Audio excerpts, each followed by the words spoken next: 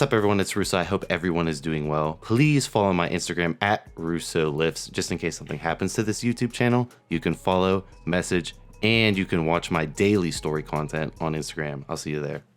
What is up everyone, it's Russo. I hope everyone is doing well. ASMR sip today is a raspberry bubbly.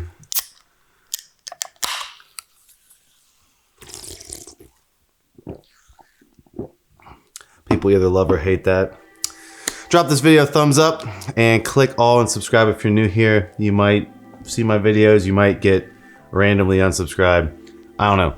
Today's rant is going to be under the title of something along the lines of, "Oh, Russo, you took all this shit and you still look like shit." So I'm gonna go into it, right? In the modern days of social media, bodybuilding, right? All these influencers, would I call myself an influencer? I guess, you know, do I really fit a fitness influencer mold? No. I'm kind of just like a biohacking YouTuber that makes the type of content I want to make, but I've been like switching towards being a fitness influencer, I guess, nowadays. So I kind of got that perspective of like, oh, you know, I made it to this spot. I might as well take it more seriously now. You know, I'm in that boat personally, but I'm not like making myself as like the label of like the ultimate fitness influencer over here. So just that's a caveat right off the bat. But, you know, in the days of, you know, right now, I've made videos in the past on how like everyone needs to stay in peak shape, lean all the time, and I went into how no one really progresses their physique because they're so constantly worried about their algorithm engagement, being shredded all the time, looking the part, etc., etc.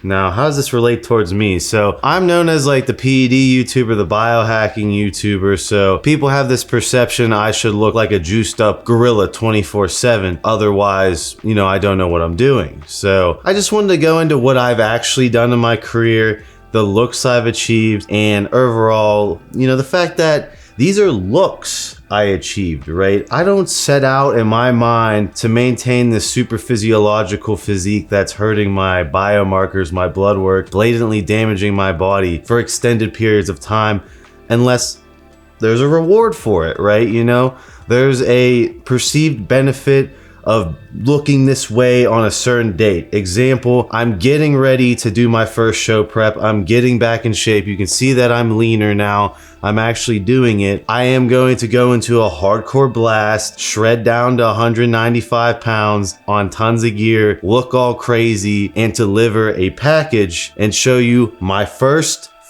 ever, never competed in my life, classic physique show in the MPC. And I'm gonna be documenting it. I have a couple vlogs on here showing myself getting myself in shape, and Andrew and I are going to the gym after to record another one because we are starting the individual vlog channel, which I will launch in the coming days. What does this all mean, right? It means that this look I'm gonna maintain for the stage. I'm not gonna try and maintain forever, and after I'm gonna rebound in a blast of gear. So I'm gonna do 195 pound stage weight. I'm gonna see how I place, I'm gonna see how I look, and then the rebound post show is where I'm really gonna take the gear seriously. I'm really gonna continue my blast, and I'm gonna bulk back up to a lean and mean, you know, 235. I'm like 227 right now, shaving the fat off. So when I do this reverse, I'll make sure I stay viciously lean while, you know, my body's starving to put weight back on and my insulin response is crazy and I'm training super hard with the calories. Like, I'm looking forward to that more than actually competing. That's a look.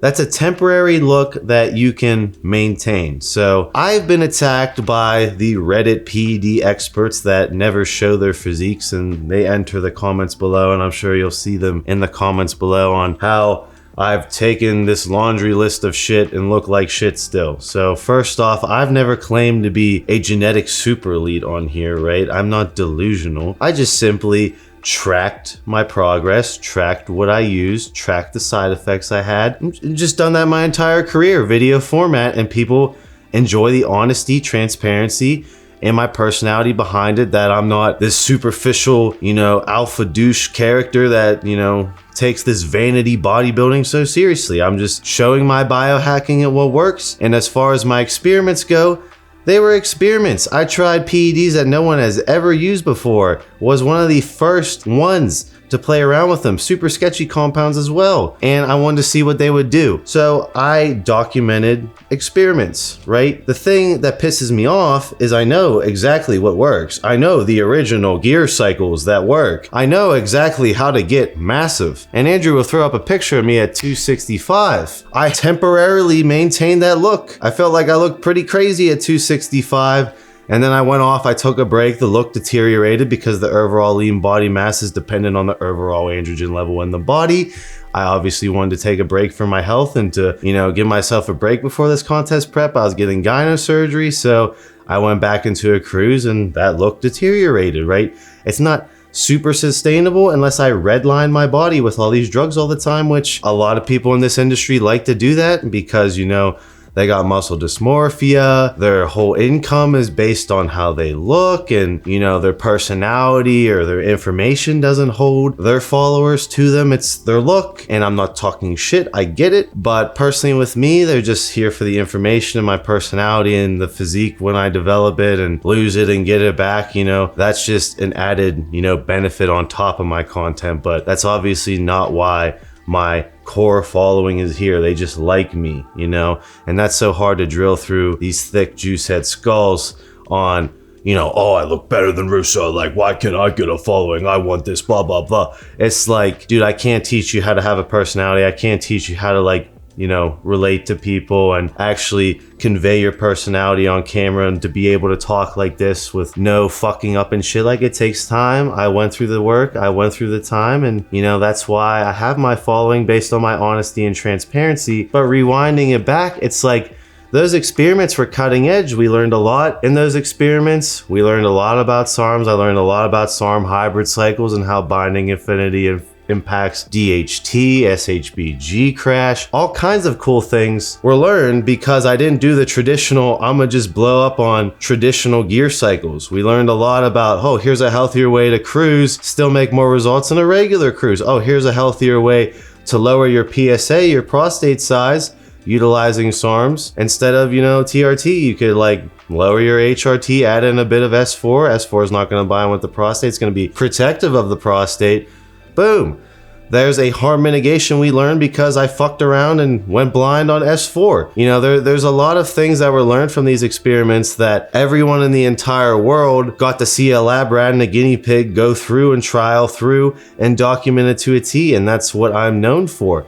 I'm not known for knowing exactly what cycles I need to take to make the most amount of rapid results the fastest and blowing up my physique as much as I can with the given genetic starting point I have. Right, it's just useless. I might as well accumulate base tissue, like doing heightened cruises, little blasts, and then once I have the base set point, which was, a couple months ago, to hit a MPC stage weight and classic physique, then I dump gasoline on it. Then I'm dumping the prep cycles, the unhealthy prep cycles, which I'm doing right now, right? Once I hit 220 pounds, I'm around 227 pounds, 226 pounds right now. Once I hit 220, me and Alec are gonna add trenin. We're gonna redo the contest cycle to a more traditional hardcore blast. I'm still scaling the dosages right now. And if you guys are following me on Instagram at Russo Lifts, I'll have Andrew throw up the boomerang of my current look last night. That's current. I've morphed back rapidly. I had all the muscle nuclei built up even though I was fat, and I just lost the fat, reactivated the satellite cells. I had the muscle nuclei, and I think I'm good enough to do my first ever show in MPC Classic Physique and see how I do, right? But the point, I'm trying to come across is I've achieved insane crazy looks at young ages on this channel. I just haven't maintained my peak physique because of my personal life and the fact that I'm an experimenter, and I'm like, oh, let's try topical 4-andro works. Oh, let's see if this topical gear cream with 6 different prohormones in it works. Let's see what look this yields. I'm more of a lab rat, right? I'm not nope, I'm gonna stick to the tried and true contest prep method or the off-season method and blah, blah, blah. That's not why people follow me, And this isn't me making excuses for myself because I've already achieved crazy looks. The injectable SARM posing footage. I'm 23 years old, 250. You can see striations. I'm massive. My muscles are holding tons of glycogen. I maintained that look for a long time before 2020 hit, I looked insane.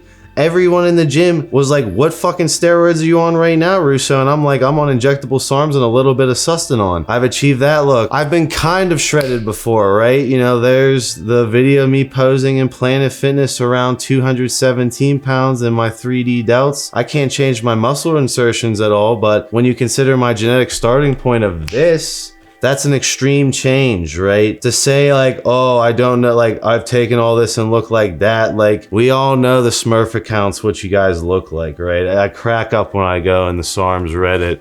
And this is the whole reason why I made the YouTube channel, because I used to go in the forums and argue, and it was so annoying because you never knew what these people looked like or who you're getting your, you know, expert advice from. It's whoever had the loudest keyboard warrior typing in there. And it's funny because they still try and hold that validation. It's like, why don't you just reveal? But it's insecurity on me when I ask to see what they look like, because I'm a public figure and they should be able to throw as many soup cans as they want, and they should, you know, they should disregard all the past looks I've achieved, like this look, I've looked like this and this and this, right? They like, I don't look like that currently, so it doesn't matter, even though my overall androgen level has to be so high to look like that, and I don't want to take that right now. Or if I'm ramping up for a show dosage prep cycle, which is right now, and I'm on super low carbs, I'm super flat, I'm gonna look stringy as fuck until I refill out. And you'll see that with anyone who competes in a contest. Like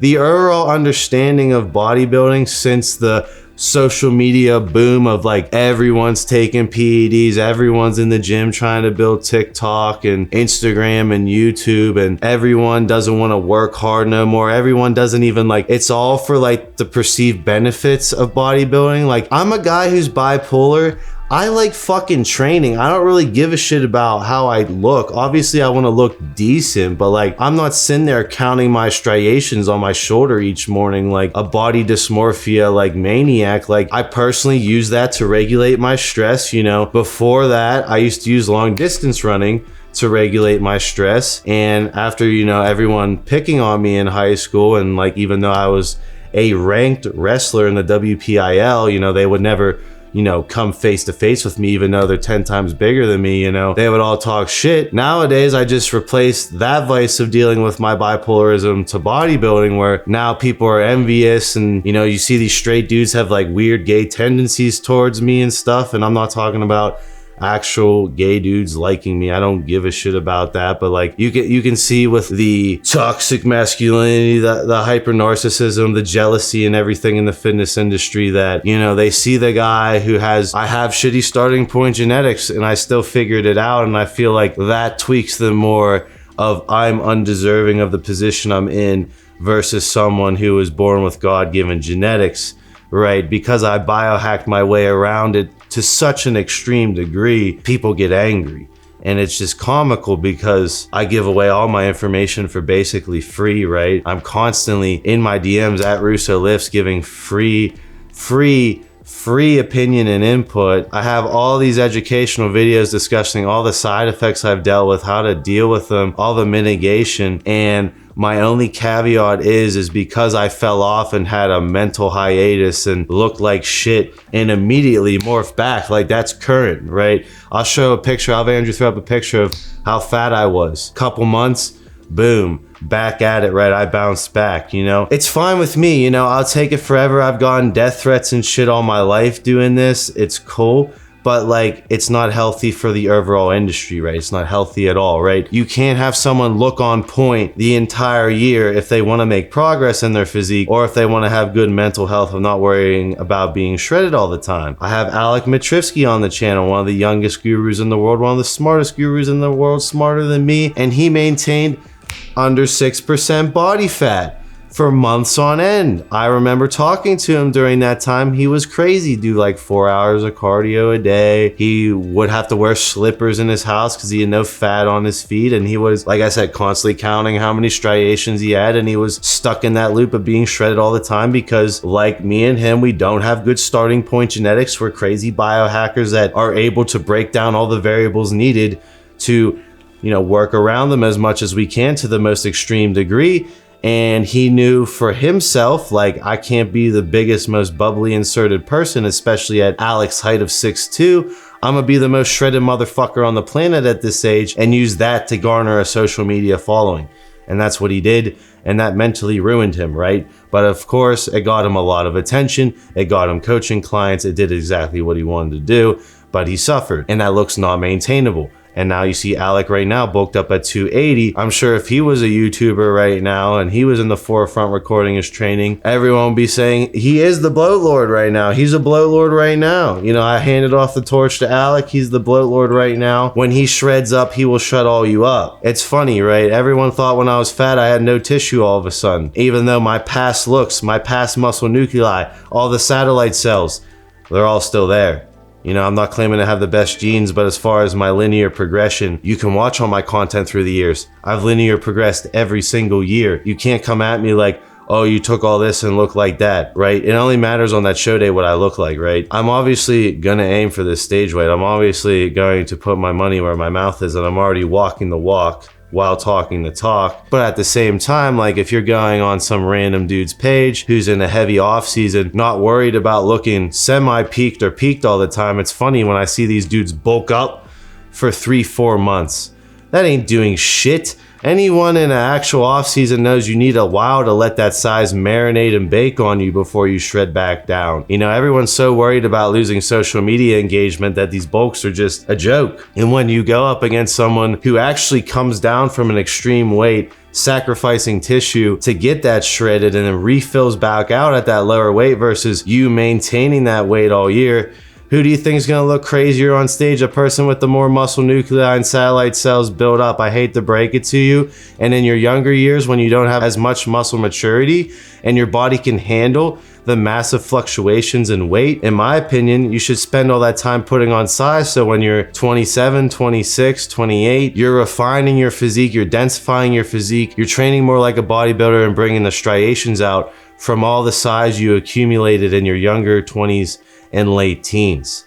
And this goes against the entire way TikTok fitness social media is set up, Instagram social media fitness is set up, goes all against that on how to grow a following. Because like I said, people don't want to expand the personality on camera, or they don't want to have information to present to help other people lift themselves up, which is what I'm all about. But obviously the bullshit clout only hits on this channel now. It's funny, all my bullshit clout content, the views are nuts, but when I'm trying to help and educate you guys, it's like crickets. You guys give me like 100 likes and like it gets no views. But when I call someone out, oh my God, the exposure is insane. You just care about the drama, which is sad. And it's sad towards the core following of this, because I've always been about showcasing the good and bad, being ultra transparent, documenting the specific look I achieved with these certain compounds in the certain experiment, and have documented all my crazy looks. Everyone knows all the different looks I've achieved on my body and that they're not maintainable. And if you're gonna sit here and belittle me because I'm not constantly in a peaked form and maintaining it 24/7. I'm still in my building phase. I'm still getting my base muscle. I just completed that and I'm doing my first show to do my first reverse. And once I reverse out of my first show, I'm gonna actually look like I lift finally. Once I do my reversal and blast gear out the ass out of my first show, I will look legit. Mark my words. Mark them. Mark them. Like I've already looked like this without, you know, trying on injectable SARMs. Now that Alec is coaching me and I'm much more on my diet and shit, I'm really looking forward to this reversal. But it's ridiculous to say you took all this shit and you look like that still, like you should be here. No, dude, you should measure it individually per individual, right? And you should realize that I exposed myself to a high dosage for a short period of time to see what the compound did, and then I cut it down. I went back to cruising, right? Because I'm trying to save my body for when I want to compete and blast hardcore cycles, and I'm really only utilizing that time to, number one, experiment around with brand new compounds that have never been played around with and see how they slot in to more hardcore professional bodybuilders or recreational HRT, TRT users to help with quality of life, to mitigate harm. On a normal TRT cycle, you can make it healthier. Or I found exotic compounds that legit crazy physiques, superior genetic guys have come and talked to me in the shadows and have implemented in their protocol and made a difference, right? People are learning from me.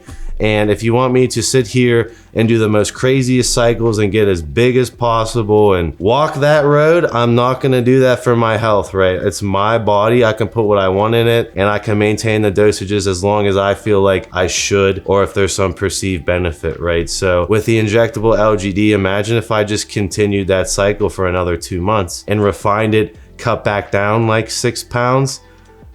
I'd look legit as fuck, but I'm currently chasing to get back there right now. Every look is achievable. And when we look at Kevin Levrone, like imagine if Kevin Levrone, and he's a hyper responder, he's elite genetics and everything, but it's still, Kevin Levrone got to that physique one time, built up all that muscle nuclei and had the hyper response and had the satellite cells. And then he would go and travel around. I'll have Andrew throw up a picture of like how he would look not competing for the Olympia. And then like 4 or 5 months out, boom, he'd go back on the sauce and just get his physique back. Imagine if he was some social media influencer in the fitness scene right now, he would be like belittled the entire year. No one would engage with his shit because people in the fitness industry are only obsessed with the physique, not the persona, which most of the time is a fake, narcissistic, psychopath douchebag behind the mask, right? They don't care about the persona. They don't care about the information. They care about the average fitness viewer vicariously living through the fake alpha persona of the physique and of how the person portrays it online. Imagine if Kevin Levrone, who's, in my opinion, got one of the greatest physiques ever, super humble guy, crazy good charisma and personality, but he didn't look like the man most of the year. He traveled around in a band. He did his thing. He lived how he wanted to live. And when it came time to prepare for the Olympia, he rapidly morphed back like a fucking Pokemon. He just swallowed rare candies and like went from level 1 to level 100 by the time the Olympia hit. Imagine if he was in the modern day social media age and it wasn't known that he was a hyper responder, right? Imagine no one ever saw him hyper respond like that before. How he'd be like, yeah, I'm gonna do the Olympia later in the year and I'm gonna shut all you up. I guarantee everyone be bitching and belittling him that he would never place at any show and blah, blah, blah, blah, blah. And like, obviously he'd have a following just based off his personality and charisma and information on how to train alone. And then boom, he actually hits a cycle. He does the androgen level associated with the amount of lean tissue he needs to win or place high at the Olympia. And he rapidly morphs back, right? That's the toxicity going on in this day and age. And that's why you see this younger generation, in my opinion, they don't really progress their physiques that well because everyone's afraid to take a real off season. I obviously got sloppy and fat in my off season because of personal issues. But like I said, that 250 pounds in 2019 before my life cascaded into hell, I wasn't that fat. You know, I was bulked up. I wasn't that fat. If it was 2019 and the 2020 shenanigans never happened and the gym stayed open and I just cut back down, I wouldn't have been that fat. I would have been crazy looking. And now I'm chasing to get back to that right now. But you see like how like these looks are temporary. If you think you're going to maintain a certain peak blast look, you're fucking insane. You take so many steps forward, you take so many steps backwards, and it's a fucking longevity game. It's a marathon, not a sprint. I've already talked about this shit. So many steps forward, so many steps backwards. If you want to redline your body in your early 20s or your early teens, you're going to be taking a lot of steps backwards by the time you're mid 20s, late 20s. Or if you got a body that doesn't get out, it'll hit you in your mid 30s. So just keep that in mind. You know, when I see that, that's like one of the biggest hate things, and I get it, right? I'm not the most genetically superior person in this industry. I'm more known for information, experimenting, and just crazy cutting edge, edgy ass, uncensored content where the person watching me through this camera knows that when I get off camera, I'm exactly like how I am on camera. And real recognizes real, but people hate on real. I'll see you in my next one.